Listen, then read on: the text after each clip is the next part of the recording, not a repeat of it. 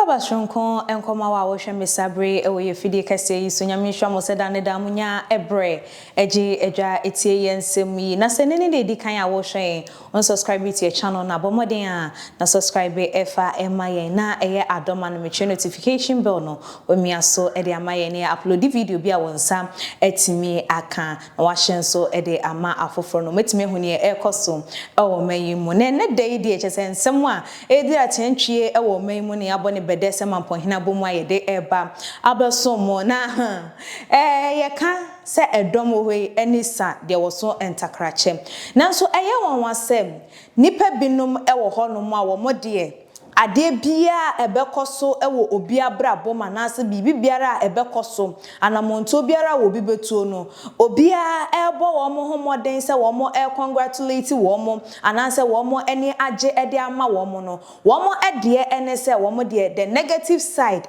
ena wo mo ehwe anase wo mo eduele eye on na wo mo ede wo mo de no aba be say eye the positive one na nanam so amadodo na e kan se denti na manipa binom etimi eyi se suban no edi because wo mo dwen abrantie ba ku bi achese wo no de waba ba ye eye social media yi so no chese wo no de waba di eye enti na enka na binom fro se eye cloud chasing ena abrantie no wo pe nanso e kame akwa ye se sabre ye edi wanya edi na wiem wanya eye the fame no enkofo e follow no enti nka diem ena wo hwe animu ana se diem na nko betimi aye se wetimi anya eye the fame ana se wetimi anya the trend na wie ne dem anka at least ube leave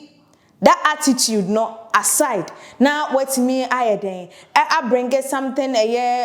educative ebetimi aboa amanko educating crofo wo kwan bi so na so kame akoye se wono de the start ye no eno a na de e hwa se hwan asem e na make ye Albert Nat Haid adodo na nim ne se eye bongo ideas na other form mobeka ya rumors circulate ye e social media no eso sm Praye Tietia ne yere legally ai wawo entafo na rumors ne ba ye no na ebi ni mu hunu say ye no kre say nye no kre because for almost years now 7-8 years ni no na je say enya de say wo mutimi ewo eba enti na beto odwa na ebi ni hunu say ni gi sebe ya asempa na bi congratulating eno amu legally na nkasa etikit wo no nkasa ni page so achese wo de ni baby palm ebebeto abonten ma dodo na ehunu se ampa wo fa funu ewo ye wo fa awo mu 9 months year intesutie ne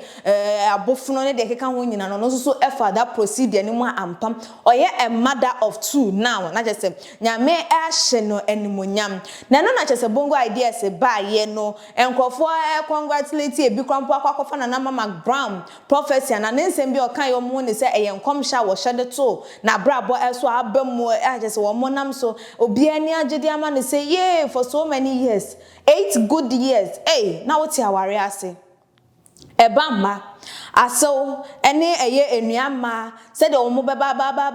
kansemo abaye wo fie hono ne se bia yampie bia ye betwa ne akutie bia ye bebo ewo even efie a wotie mantem a wo bro no a wote so na se ni nyina mu no watimi endure na ene nyame atimi ahye monyam dia then they had nothing to say than to congratulate her na wo mo enkoso mfa nyame mpai bo enter wo machi na so bongo ideas de wo huno in a different way altogether or none the often in a different perspective altogether because of how or no so den edwene obia ewo the right to share ideas and also with me any opinion album na so bi ni mo hu ne se bongo ni opinions and say and say what they eba ya na so wo mudi nim no always on the negative side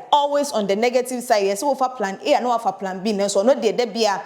plan B and our day eba to abonten na nensem wode to dwa no wo kire ma na chese Praye Tietia o wana monto bi e wo so wontu ana monto be wo hu ne se enkwada na legally awo no enye ne ma won koye DNA test na nensem no mama menkenkan emfa ema mo se Praye Tietia should undergo a DNA testing to confirm the true paternity of legally kid. A woman miraculously conceived after 8 years of marriage could have done anything to get them. Highly suspicious. I or no so much as what they eba ye eno no na chese wo kire mu am wonko ye nhwehwemu emfanfan kwada na seli awo mo no because all of a sudden for 8 good years na afei na eye wo ba woni na tena watimi awodi a na ne bibi wo ho bibi ben na wo ho no mo because se watimi aka na no atum first year second year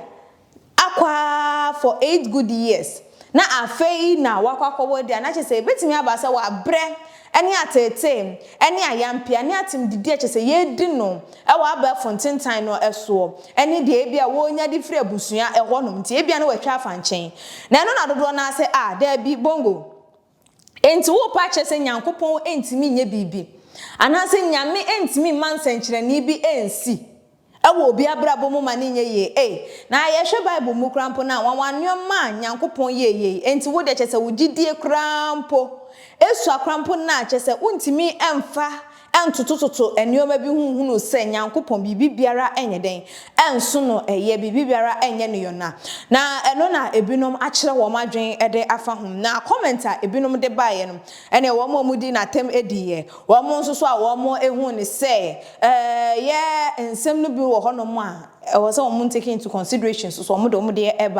na minkin kan ebi emfa emam no Augustine Kwesi Bafo e de boss shallow minded and you think she will wait for 8 years before doing that John and a year yenua Mubarakatu and so the boss do you have to give your negative comment about everything? Your bitterness is becoming unnecessary. Jai Jimino and a year Ernest and so the boss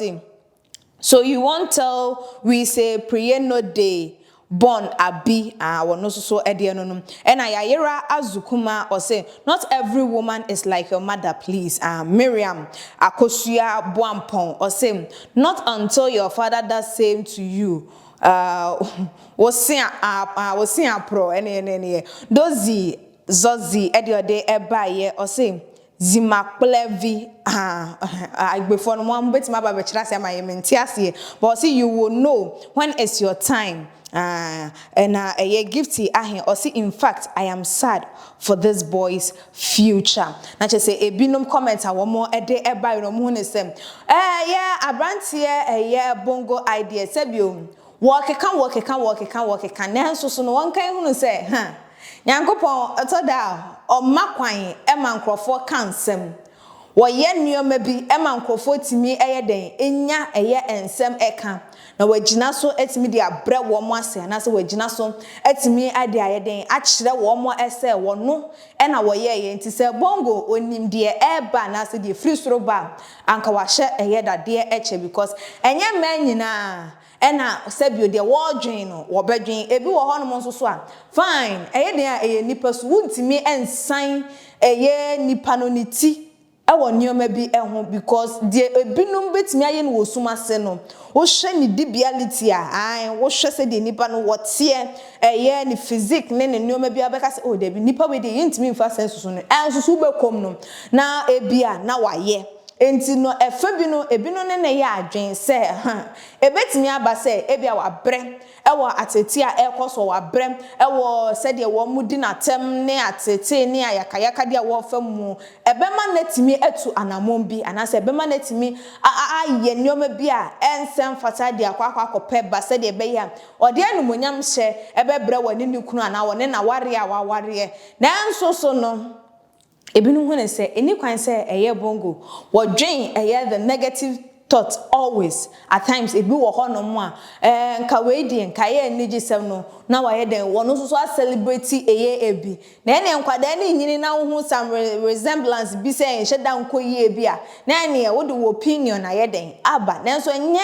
after a year haste mu say onkrofo congratulating no eho e na chese wo de won sem ana say won so negative thought e be baba beto a year abonte other form wutie a year bongo ideas in some de abeto abonte and or de atudwa e de a year saligali